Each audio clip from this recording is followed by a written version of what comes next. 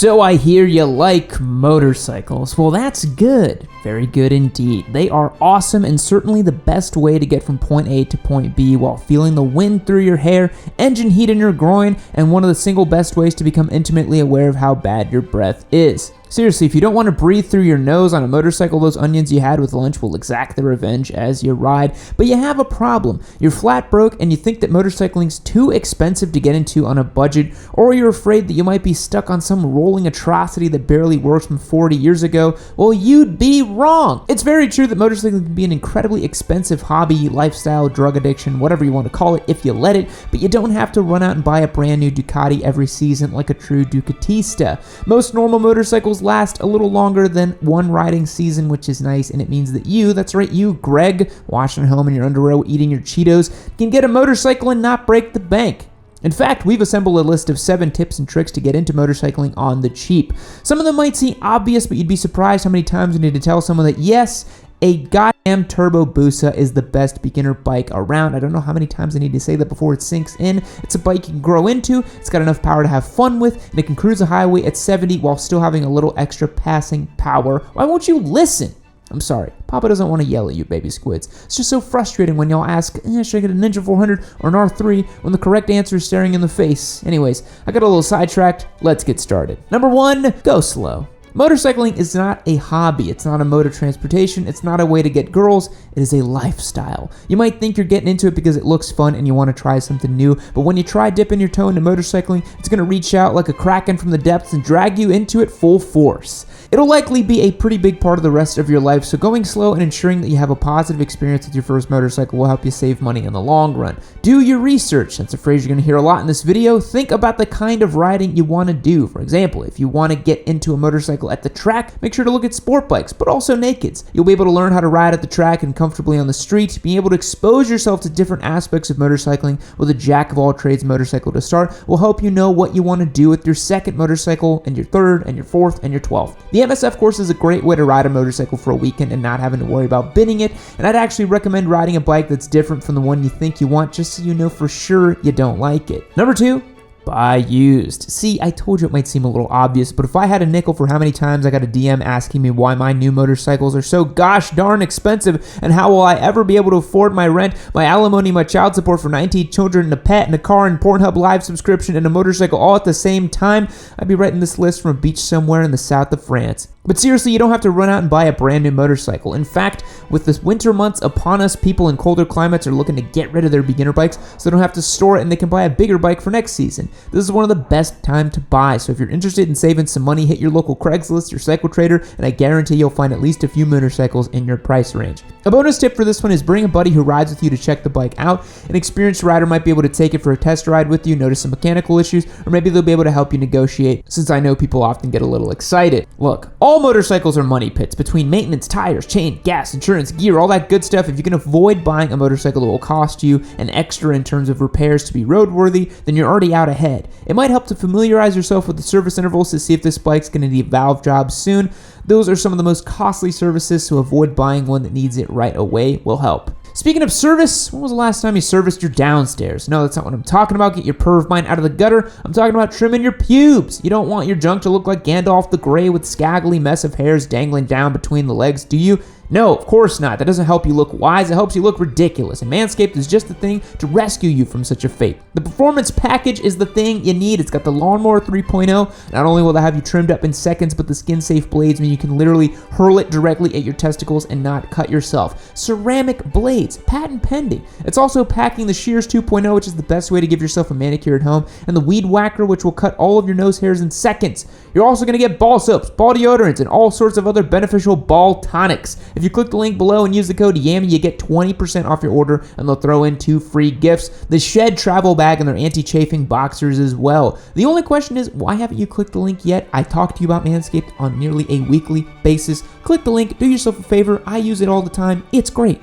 Number 3, financing. Now, I know that financing a motorcycle sounds like it might be an expensive thing, considering that's another monthly payment you'll have to make, but there's a handful of ways to get it done on the cheap. Just your luck, I'm giving you a list within a list. Aren't I generous today? First, make sure you do your research. Price shopping is one of the easiest ways to save money, and people so often overlook it. If you have 2 competing dealerships in your area with similar motorcycles, or you're willing to travel a little bit, that's an easy way to save a couple bucks. Most of the time a dealership will price match, and if they won't, they'll probably be able to work in some sort of gear credit or some other incentive to sweeten the deal. Never accept the first offer a dealership throws at you. Do your research and figure out what number you want to pay, and if a sale guy comes in too high, send him back and he'll make it work. Third, never buy a motorcycle from a dealership the same day. Oftentimes, if you act like you're on the fence and you walk out and let the sale guy stew for a day or two, you might be able to squeeze a better offer out of them. Lastly, check for promotions. A lot of times dealers have promotional rates, and if you have a good credit score that has super low interest and no payment periods. Number 4,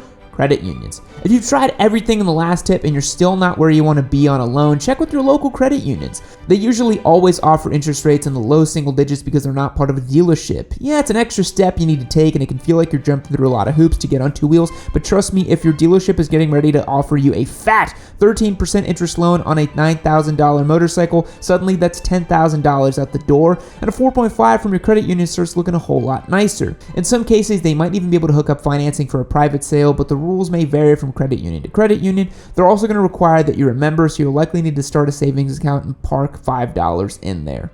Number 5, buy from a friend. A lot of people start riding because they have friends who ride as well, and if your buddy is looking to upgrade, he might be willing to work out a deal on you with his or her old bike. This has its advantages over buying from some rando on Craigslist because chances are you'll know the level of care that went into the bike. If your friend rides like a maniac, drives a beat-up car, chances are they're not taking great care of their bike, but if you know they're responsible, then the bike's probably in good shape. Also, you have a built-in encyclopedia of knowledge, and if you encounter any issues with the bike, you can just call them up and ask them what to do. I've actually personally bought a motorcycle off a buddy of mine. I picked up my KTM 250 SXF off my buddy Brandon, who needed to sell it. It was a great deal, and it worked out for everybody. And they've probably built up a collection of special tools, manuals, stands, or other things specific to that motorcycle that they'll be able to throw in, which will save you even more cash. Finally, you'll be able to ride with them, and they might even be able to teach you a thing or two that you otherwise have to learn on your own. Of course, you should still be doing your own research about the bike just so they don't try to pull a fast one on you, but you're less likely to be screwed over by someone you personally know than a salesperson who's counting on your commission. Okay, yeah, that's great and all, but I can't just buy a motorcycle, right? I need to run out and buy a whole bunch of gear too, and that's a whole lot more money that I have to spend. Well, you're right, gear is an incredibly important part of buying your first motorcycle, so the last 2 points on today's list are about saving you some cash on gear. Number 6, spend money on good gear. This might sound counterintuitive, but bear with me for a minute. If you start out by getting bottom dollar gear, you get what you pay for. It's not going to be a very high quality piece of gear, and while prices does not directly correlate with safety, it is a decent indicator. For example, a set of 100% gloves at Cycle Gear might cost you $20, but those are meant for off-roading where speeds are slower and you're not going to be encountering any high friction asphalt. If you're riding those on the street, chances are they might not hold up as well as a leather glove. They also won't last as long since they're not made out of heavy-duty materials. If you spend $80 on a nice set of leather or textile gloves, chances are you'll be able to use them for several years. I still wear the leather jacket I got with my first Daytona after several years because it's a high-quality jacket that was made well. On that note though, I would like to say that if you're buying your gear and your bike at the same time, oftentimes a dealership will throw in a gear credit, and that is different from financing your gear. A gear credit means you get to pick out whatever you want within the budget they give you, and you get it for free. Financing your gear means you'll be paying it for the entire term of the loan, and they roll it into the price. A $500 jacket might end up being $700 after it's all said and done. Looking at you, Harley Davidson. Number 7, buy your gear over time. If you're thinking about getting started with motorcycling, go to your local gear shop and start picking out gear as you're researching your motorcycle. I recommend that you have a budget about $1,000 for gear, but if you spend a few months picking your bike, you'll have tons of time to pick out those purchases. You might be able to take advantage of sales. We're coming up on Black Friday and Christmas now, which means there's going to be tons of deals. But if you're watching this in the future, 4th of July is a big sales day in the motorcycle industry too. There's also seasonal sales since a winter glove is probably not going to fly off the shelves in May. Like buying your bike, you should be patient when buying your gear. I know it's not the instant gratification we're also accustomed to at this point, but hey, saving cash is always worth it. Fact. If you get sucked into a black hole, there's a phenomenon called spaghettification, whereby you're stretched into a long string of atoms by the intense gravitational field. You'll also experience this when you spin up your Turbo Busa as time and space stretch around you. Goodbye. So, I hate to break it to you, but this video is actually over. But if you hit this one right over here, you can keep watching your sweet Papa Yam doing some fun stuff. And if for nothing else, do it for Yammie-chan. Don't worry, I'll wait. I'll just wait. It's okay. Take your time.